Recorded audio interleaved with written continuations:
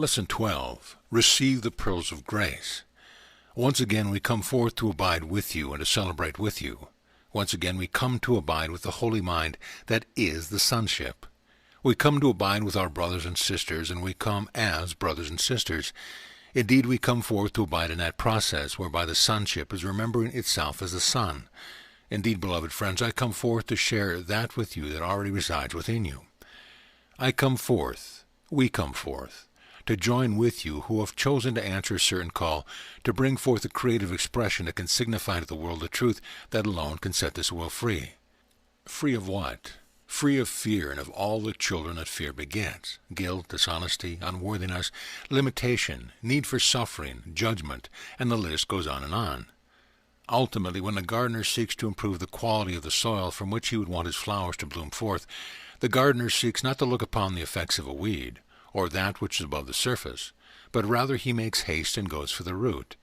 When the root has been pulled up, the effects of that weed can no more be seen. Therefore, in truth, we come not to improve that which you would be thinking of as the surface of the garden, the surface of the soil, but to strike at the root that resides deep within the mind, in the depth that I have called the heart of the soul.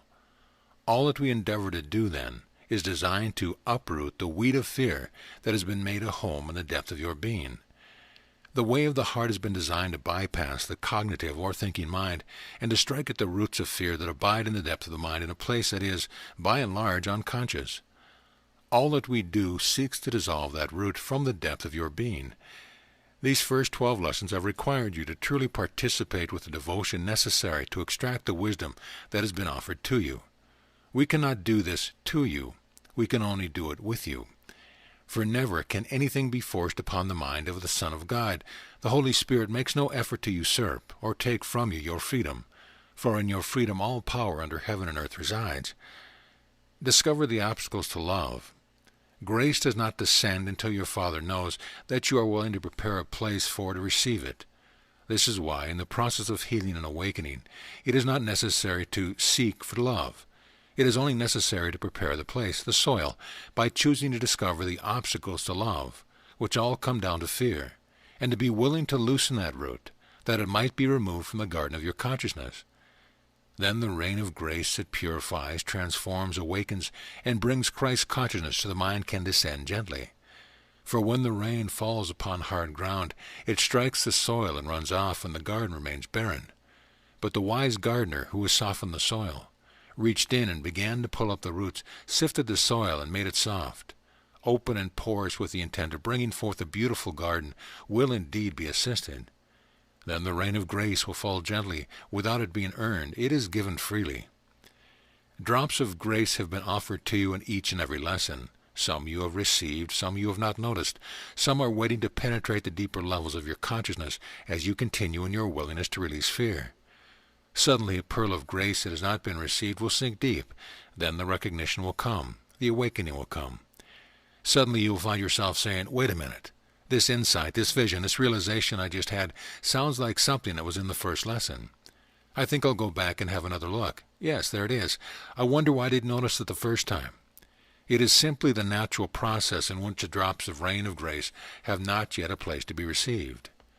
Understand, then, and this is the great importance as we move into the next part of the way of mastery, that all that transpires from this point rests on how well the gardener has cultivated the soil with the tools that have been given. If they had not been utilized, the soil remains hard, and the drops of rain run off and pool on the side of the garden, waiting for the soil to be properly prepared. Of all that has been given that can continue and will continue, to serve you the greatest will be the simple 5-minute practice of abiding as Christ, and observing all that you see, all that you feel, all that you think, as though a perfectly awakened Christ was the only one sitting in the chair. I know that this sounds simplistic for you, but the way is easy and without effort. Complexity is born of the world and not from the mind of God. Therefore continue well in the practice, and allow it to be the foundation from which the soil is prepared. The roots of fear are loosened, even in ways that you cannot comprehend with the thinking mind. For the roots of fear are not merely ideas. They are the effects of ideas. They have been allowed to penetrate deep into the unconscious. That is why the next 12 lessons, called the Way of Transformation, require not striving, but allowing. not thinking, but letting go, into feeling, not doing, but trusting. These roots of fear must be dissolved at the level that is deeper than the conscious thinking mind can reach. The mind was never designed to be your master, but to become aligned as a servant of the awakened heart, just like the flower blooms and sends forth its scent for all to see from the depth of the soil that is unseen, but has been well prepared. So that the only roots that gather nourishment from the soil are the roots of that which speaks of life and beauty, not that which speaks of fear and unworthiness. Seek you then to seek no more, for the place is prepared for you, and you need only go to it. Therefore, we will be cultivating more deeply the art of surrendering, resting ever more deeply into the place of silence, which is the threshold to perfect wisdom divine. The way of the heart is the preparation of the soil that allows the way of transformation to truly occur. Transformation is not complete unless it envelops, encompasses, and is expressed through the very life you know, right here on the speck of dust, whirling about one sun in a small part of one universe. Expressed on your earth and in your time frame, your relationship, your experience, and in your life as you know it, as you live it, as you breathe it, as you feel it. So let the breath flow and realize that you have the freedom to go back over the previous lessons and see if there is anything that you have missed. As you do that, do it from a place of Christedness. I am the one choosing to enter the way of transformation whereby human consciousness, the human lived experience, becomes the living expression, the fruit which is sprung forth from the soil in which the roots of grace, love, and healing have been well planted. Do this not from the perspective that you are doing something amiss, but out of the desire to be the master gardener who brings forth the fruit which extends beauty and the scent of joy for all to receive, for all to see, for all to marvel. Yet the beauty that springs forth from the gardener's beautiful garden does not build up the ego of the master gardener, for the master gardener knows that he or she has only been the keeper of the soil. But the magic that brings forth the flower is not his or her possession. It is merely that which they have been given stewardship over, consciousness. Consciousness is the gift of life, streaming forth from the mind of God. Your mind, then, is the soil of the garden. All awakening and all transformation occurs nowhere save in the garden. Some of you are still seeking to understand the mind by seeing it as something that is locked outside the shape of your skull, and is somehow cohabitating with that which you call the gray matter of your brain. Rest assured, your mind is unlimited forever. The body that sits in the chair in your 5-minute exercise is as a drop of foam being expressed at the slightest tip of one wave in an infinite ocean. That ocean is itself within the unlimited expanse of your mind. You are consciousness as such, pure spirit. The only question then is this: are you willing to allow that drop of foam to be transformed into that which fully and always expresses only the love of God, even though that expression is still temporary because the body has arisen in the field of time and disappears in the field of time? Are you willing to say, what the heck, and allow that love to be as fully embodied as it is possible for it to be, for the split second the body is in this world? Expressing mastery is the effect of the way of transformation in this world, in this time, in this little teeny moment. Rest assured, to the degree that you turn your attention to expressing mastery, to the degree that you use time wisely to be the embodied Christ, when the body drops away and it veils from you no longer the magnificence of the light you are, the light will not be blinding to you.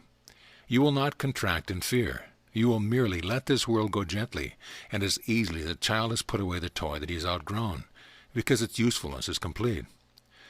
All that you see, the body, your relationship, your devices and your stars, your wind and your water, will eventually be put aside by you. Not out of denial, but simply out of recognizing that their usefulness is over. Indeed, beloved friends, as we come then to the completion of the first 12 lessons, look well to see that no drops of grace have been ignored. Open the heart ever more deeply. Allow these pearls, those drops of grace, to penetrate ever more deeply, not just as ideas in the thinking mode, but as feelings in the cells of the body. Let it create for you a sweetness in the flow of breath, a sensitivity in the way your foot rests upon the soil of the earth with each step. Let it begin to transform the way in which you rest your hand upon the shoulder of your brother or sister. Allow that sweetness to permeate your gaze as you look upon another, seeing the Christ within them that is growing into a beautiful flower, whose scent and beauty will be as a blessing to many. There is no one among you who is not the evolving Christ. Remember always that what you see is what you get, in the same way as what you teach you learn. A meditation of release. Look well then and ask yourself this: who do I know in my existence who I have judged and locked into a certain box, and I have decided that it is all they are? There you will find a fruitful meditation for reflection. I would suggest that you use the next 30 days to take time and use it wisely to allow the names, the images, and faces of those that you have judged to come back to you and say, "You know, mother, father, ex-mate, whoever it is, I get it. I have placed you in a box and thrown away the key. You are stuck, so I have said, and now I release you, that I might be released." Contemplate their image. Allow the memories of the experience you have shared with them to come back. If there are feelings, by all means let yourself feel them. Gaze upon them in your mind until you feel the sweetness that dissolves the imprisonment into which you have placed them. For as that imprisonment begins to melt, you will sense and know that your freedom is blossoming. You cannot take fear into love. You cannot take judgment into forgiveness. You cannot take limitation into unlimitedness. These things must be released to the level on which they were first created.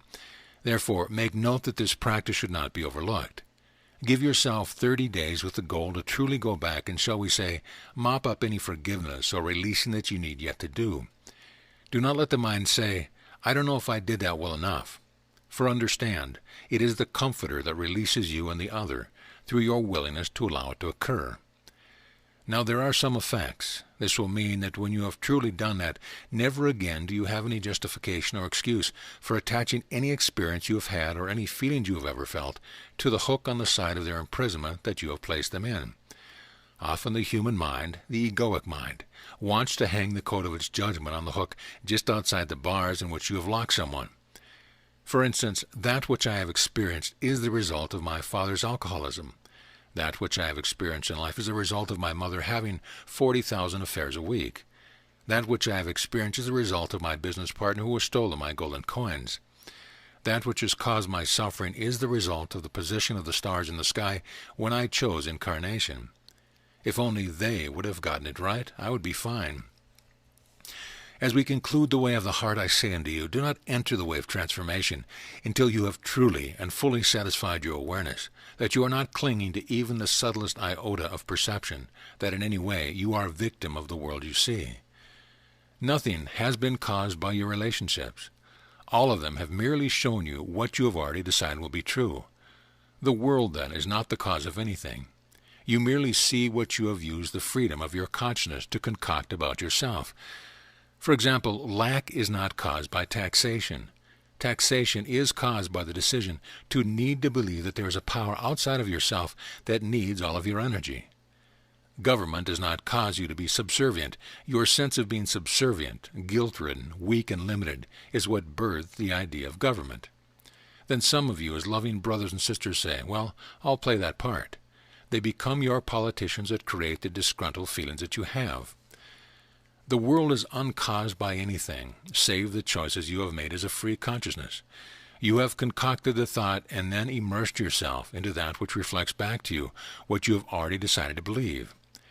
This means that the way of transformation is the way in which one becomes empowered in every moment to become fully responsible for clearly deciding what they will see and what they will not settle for anything else. The better you get at this, the quicker it happens, until one reaches the point where miracles occur. Yet they are only miraculous to those that do not understand how consciousness works.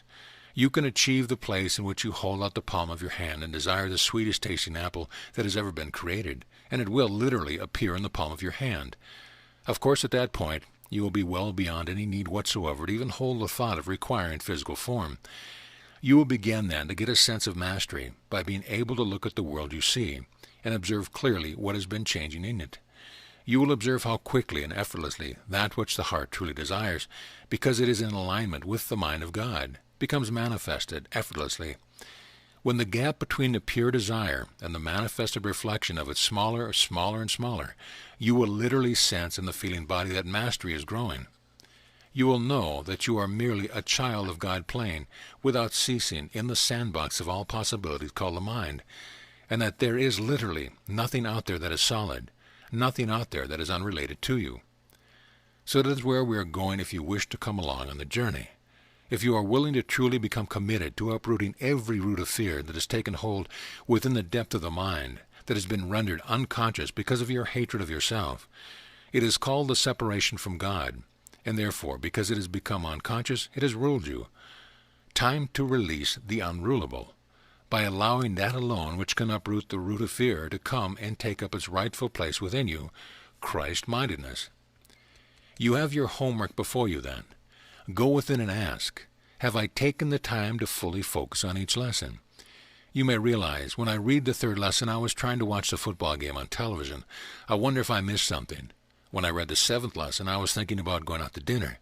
Did I really sit with it and extract all the pearls that were offered? Perhaps I will go back and really set aside some quiet time in which I deliberately put the world aside and hang on every word. Yet do so with a relaxed body and a soft breath and a non-grasping mind. Be therefore like a sponge that allows the raindrops to be absorbed into the self, and that is all. Knowledge is not a cognitive struggle. It is not the arranging of ideas in some order that satisfies the thinking mind. Knowledge is the receiving of a vibration that begins to soften the soil of the heart and dissolve the root of fear from your being. Knowledge is the result of the transformation of the garden that you have been given and entrusted with, the field of mind that is you. That mind pervades the body. It pervades the space around you and melds and dances with other infinite webs of relationship called other minds, energy dancing into energy, unlimited forever, out of which all things of time are birthed and passed away. So you see, where I abide is everywhere at once, and so do you. You simply do not know it yet. I abide with an infinite array of friends who have realized the truth and have been set free. They are infinitely creating, without ceasing, that which extends their treasure, which is the good, the holy, and the beautiful. Many have given you images of choirs of angels singing the praise of God. It is the same thing. For when extension of joy becomes free to express only the good, the holy, and the beautiful, it is like a vibration of many notes, a choir of creative consciousness, sparks of divinity, who abide in perfect unlimitedness and know it, and ceaselessly extend their deepest bliss by allowing the good, the holy, and the beautiful to flow through them from the infinite, mysterious, ungraspable, uncontainable mind that is God. Just as the sunlight of the sun creates and streams through many sunbeams that extend out to the far reaches of your universe's light, out of which planets are birthed and animals and water and trees and birds and man. Imagine, then, that is your destiny, to take up your rightful place beside me, to join your brothers and sisters in infinite and perfect creativity, like a harp player who ceaselessly runs the fingers across the strings, creating the most beautiful notes. The combinations never cease. In every moment you experience the fruit of the flower springing forth from the garden that you have well prepared to receive the rain of grace. The good, the holy, and the beautiful flow through your unobstructed mind that rests in perfect marriage or union with that which is your Creator, your source, evermore, evermore, evermore. Not a bad way to spend eternity. But if you look ahead and feel that there is distance between where you are and where the reality is, you will miss the opportunities required, right where you are, to practice where you are going, by being it now. You have heard it said that a journey of 1,000 miles begins with the first step, and the beginning is every bit as important as the end. For in the beginning, the end is already present. The way of transformation asks you to truly become present where you are, to deliberately and consciously cultivate, with every thought and every breath, the willingness necessary that allows the root of fear to be dissolved, so that the good and the holy and the beautiful are all that emanate from you, like a beacon being sent out to creation around you. Do not delay. Do not waste time. Time can indeed be wasted. But listen well, for time can also waste. You have a saying we would perceive in many of your silly movies where someone gets wasted. How many times have you been the one who has said to yourself, "Well, I think I'll just waste myself"? How many ways have you gone unconscious? How many ways have you numbered your feelings? How many ways have you judged your brothers or sisters? How many ways have you decided to hold on to thoughts such as, "I could never do that. What's the point? It's a waste." Oh yes, you just put a gun on your head and pull the trigger. You have wasted yourself by wasting time. Every moment is a doorway through which the good, the holy, and the beautiful can be expressed as the cultivation of the consciousness through which the power to do so grows. Oh, beloved friends, these moments of your time are very precious. Do not look out upon the world thinking that it is just the same old world. Remember then, as you begin to come to the completion of the study of the way of the heart, that where you see outside of you is only the reflection of what you have allowed to live within you, and simply ask, is it what I wish to continue? What do I truly want? What is this, my very consciousness, for? What do I commit myself to? What do I say I believe? Where do I freely choose to place the power of valuation? For what you value, you experience immediately. The world will bow down and say, very well, you have let us know what you value. We will mirror it back to you because we love you, because we are part of you, and heaven forbid that we would take away your free will. So if you value hopelessness, the world will be a hopeless place. If you value lack of golden coins, you will continue to see lack of golden coins, which means lack of flow of energy. If you value loneliness, you will continue to be alone. If you value the right to be in judgment of others, you will experience the fruit of separation. If you value sweetness, sweetness will come. If you value receiving love, listen to this carefully. If you value receiving love, the world will begin to show up at your doorstep in completely different embodiments. Different vibrations, different thought patterns will be mirrored back to you that let you receive love. For nothing can be received until the place is prepared for it to enter. For if you can only give what you have been willing to receive, if you receive a drop of water into your glass, that is all you can give to another. But he that receives all gives all, and he that gives all receives tenfold more. Call for assistance to dissolve fears. The way of the heart is a good beginning. We have called out to you across space and time, and if you have heard the call, the connection of the relationship with us is already established. There is then no bridge to cross, only the willingness to receive what is true. Joshua is available for me always. Mary is available for me always. The one you would call as my friend, Saint Germain, is available for you always. The entire family, lineage of masters have sought through time to create a frequency and a vibration that can dissolve the effects of the negative thinking that you have extended out of your mind, that creates a smoke in the veil around you. To dissolve that, all of us are available to you, and our numbers are legion. Rest assured, you are not alone. In any moment you need only call upon me, and I am with you. And I do not come alone.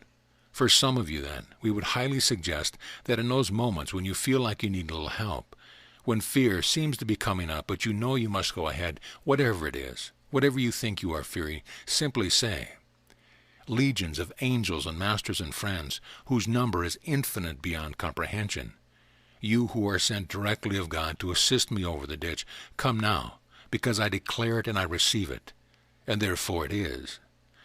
Now take that step that is necessary to take.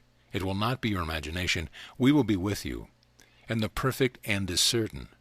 Fear is nothing more than the illusion you have chosen to value in order to experience what it is like to feel separate from love. That is all.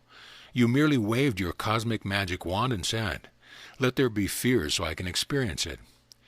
We love you. Beyond your present comprehension, we love you. Behind all comprehension, even of what you might perceive to be our level of functioning, is the presence of God's love, which we seek to merely pour forth to you. That by giving, we continually receive. The laws of consciousness work for us just like they work for you. We are just more aware of them. That love which God is incomprehensible forever.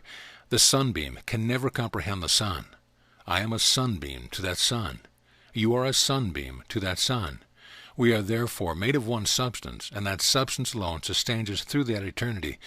The greatest of joys is to surrender fully into allowing the light to light your way without ceasing. She that releases the world embraces the Creator, and he that releases fear remembers love. She that embodies forgiveness lives at peace, and he that relinquishes control knows perfect trust. The awakened Christ that has surrendered the knot of fear called I rests in unlimited forever, in forever communion with all of creation, and that union never ceases. It merely expands and extends as life comes forth. Creations come forth, extending the good, the holy, and the beautiful. A flower that blooms in the spring for a day is the good, the holy, and the beautiful. The rays of sunlight that dance upon the oceans of this world creatively sing forth the good, the holy, and the beautiful. The bird that alights upon the fence and sings its morning song has come forth from the infinite perfect Son, and its notes extend the joy of the child of God. So too, the smile upon one of your brothers and sisters who has received a pearl of grace through you is creation itself, the presence of the good, the holy, and the beautiful. Every loving thought you allow to be cultivated in the garden of your own mind extends the good, the holy, and the beautiful. Therefore, sing that song without ceasing. Be willing, as we close the way of the heart, to celebrate your willingness to embrace with perfect deliberateness your creativity and the power you have, the dominion over that which is planted in the soil of your mind. Prepare that soil well as you complete the first part of this course, that the pearls of grace might bring you into the way of transformation. Celebrate your birth as those sunbeams that are expressed through the stories of the birth of Christ into the world. For me, it occurred 2,000 years ago. Is it not time now for you to let that same birthing be fully completed in you? Know that it has been our honor and our joy to abide with you. There is a whole host of beings encircling you every moment you remember that you have chosen to answer a call that can be traced to the very mind of God, who has reached out to call his creation, you, back to himself, so that you can deliberately extend love without ceasing. We give you love. We hold you with perfect patience, knowing the truth that is true alone about you, and we will never leave you. Peace, then, be unto you always. Amen.